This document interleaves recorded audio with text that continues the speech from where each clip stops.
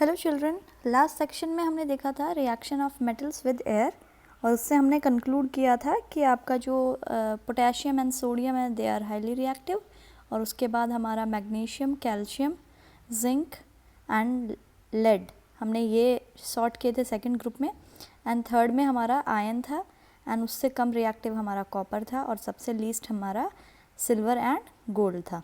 Okay, अब हम लोग देखते हैं metals when they reacts with water. So what happens when metals react with water? तो हमें ये एक्टिविटी देखनी है। इसमें हम लोग सबसे पहले मेटल्स को कोल्ड वाटर में रिएक्ट करेंगे। इफ़ दे रिएक्ट्स तो हम बोलेंगे वो रिएक्टिव है। फिर हम थोड़ा हॉट वाटर लेंगे, उसमें रिएक्ट करेंगे।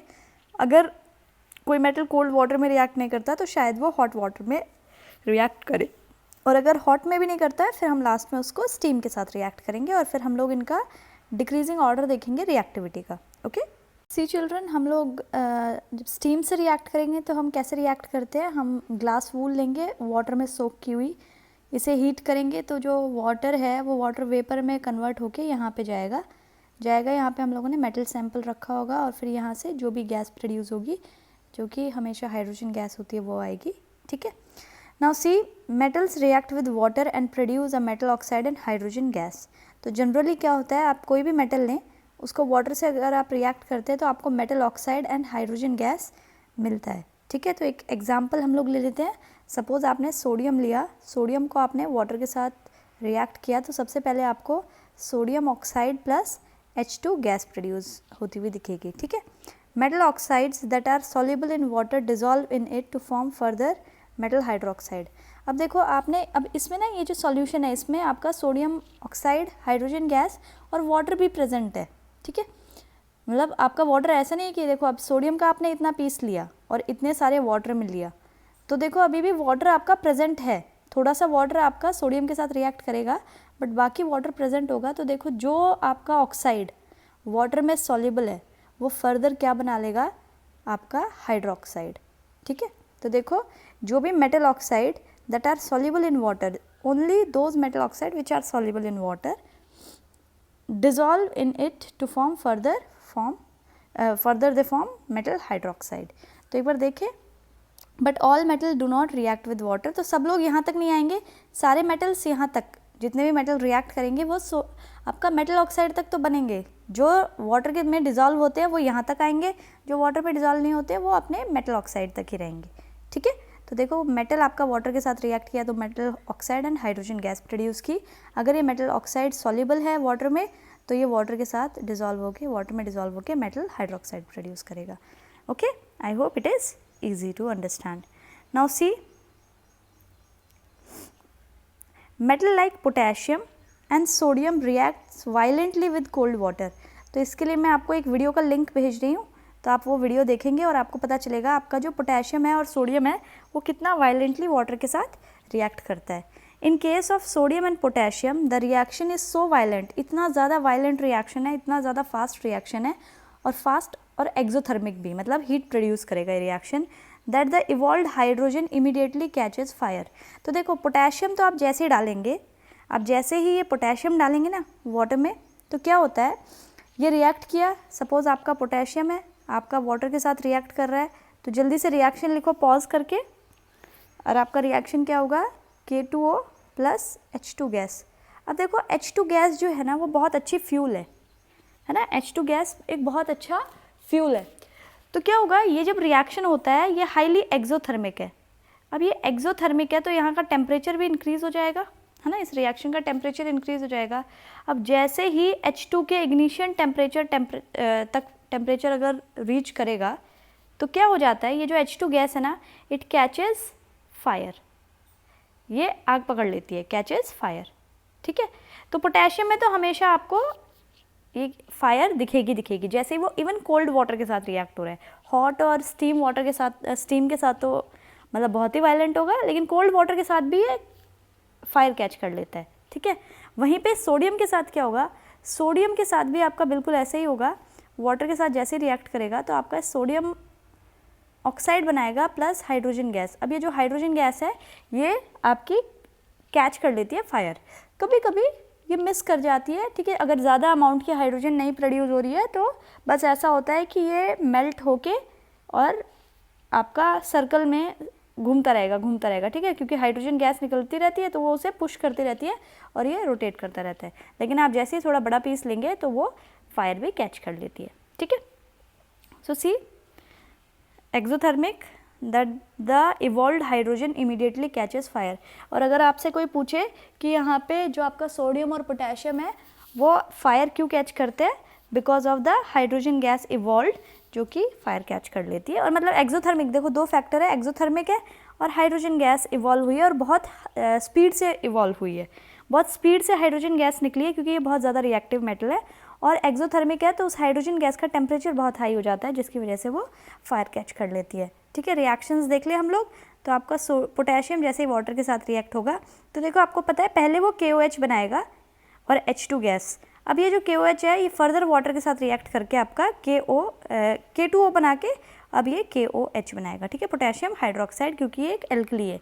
ये इसका जो मेटल ऑक्साइड है वो वाटर में डिसॉल्व होता है। और hydrogen gas and heat energy, sodium के साथ भी बिल्कुल सेम होगा, वाटर के साथ रिएक्ट करके पहले वो Na2O बनाएगा, यहाँ पे है ना Na2O बनाएगा, लेकिन Na2 आपका वाटर में सॉल्युबल है तो ये फर्दर NaOH बनाएगा हाइड्रोजन गैस के साथ। और हीट एनर्जी, तो ये दोनों आपके हाईली एक्सोथर्मिक रिएक्शन है, ठीक है। Now see the reaction of calcium with water is less violent. अगर आप सोडियम और पोटेशियम से कंपेयर करेंगे तो आपका कैल्शियम के साथ जो रिएक्शन होगा वाटर का वो उससे कम वायलेंट होगा। The heat evolve is not sufficient for hydrogen to catch fire. तो यहाँ पे जो हीट, ये भी एक्सोथर्मिक रिएक्शन है, यहाँ पे जो हीट प्रोड्यूस होगी उसकी वजह से आपका जो हाइड्रोजन गैस है वो फायर नहीं कैच कर पाएगी। तो देखो ये बहुत ही इंटरेस्टिंग चीज़ होती है कैल्शियम के साथ, ये वाटर के साथ रिएक्ट करता है तो देखो ऑफकोर्स ये कैल्शियम ऑक्साइड बनाता है पहले, और calcium oxide is soluble in water, तो आगे जाके कैल्शियम हाइड्रोक्साइड बनाता है और H2 गैस प्रोड्यूस करता है, ठीक है। अब देखिए जो कैल्शियम जो होता है ये क्या करता है, ये जो हाइड्रोजन गैस प्रोड्यूस होती है ना ये बबल्स के फॉर्म में प्रोड्यूस होती है।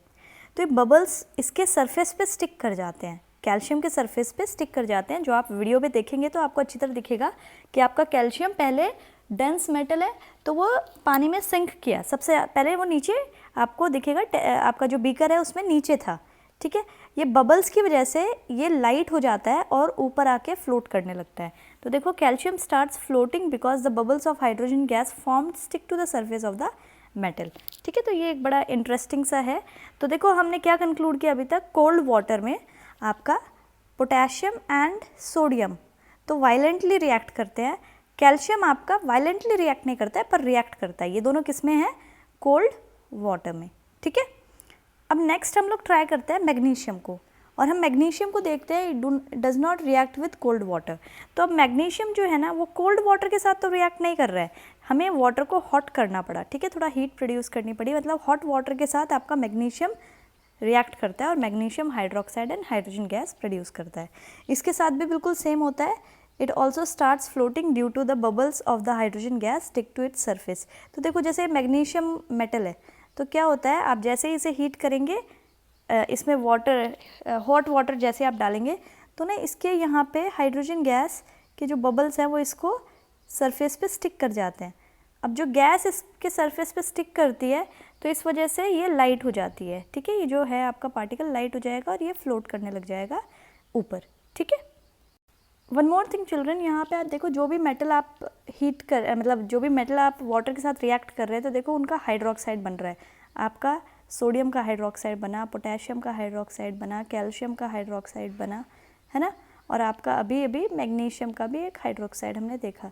तो देखो एक चीज़ देखो, ये सब में हाइड्रोक्साइड है, मतलब ये सब बेस है। तो अगर वाटर में, जिस वाटर में आप इसको रिएक्ट कर रहे हैं उसमें आप पहले से ही थोड़ा सा फिनोफ्थलीन,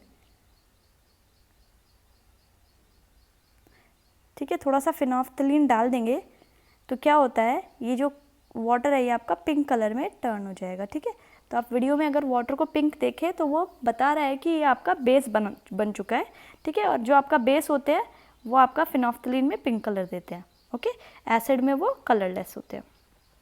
नेक्स्ट मैग्नीशियम के बाद हम रिएक्ट करके देखेंगे एल्यूमिनियम, आयरन एंड जिंक को। हमने इनको सबसे पहले कोल्ड वाटर में रिएक्ट किया तो हमने देखा नहीं रिएक्ट हुआ, फिर हमने इसको हॉट वाटर में भी रिएक्ट किया और हमने देखा ये नहीं रिएक्ट हुए, फिर फाइनली स्टीम के साथ जैसे इसका रिएक्शन आपने किया तो ये उसके साथ रिएक्ट होकर मेटल ऑक्साइड बना लेता है एंड हाइड्रोजन गैस लिबरेट करता है। ओके, तो ये इक्वेशन हमारी क्या हो जाएगी, you all can write the equation. Aluminium जब रिएक्ट कर रहा है स्टीम, अब स्टीम का फार्मूला अगेन वाटर का फार्मूला ही होगा, है ना, जो स्टीम होती है वो वाटर वेपर के फॉर्म में होती है, तो फिर इसको आप वाटर के साथ रिएक्ट कर रहे हैं and you will get aluminium oxide. अब देखो ये जो एल्यूमिनियम ऑक्साइड है it is insoluble in water. अब ये वाटर में इनसॉल्युबल है तो ये एल्कली नहीं बनाएगी, ठीक है, एल्कली फॉर्म नहीं करेगी, ठीक है, और हाइड्रोजन गैस यहाँ पे लिबरेट हुई।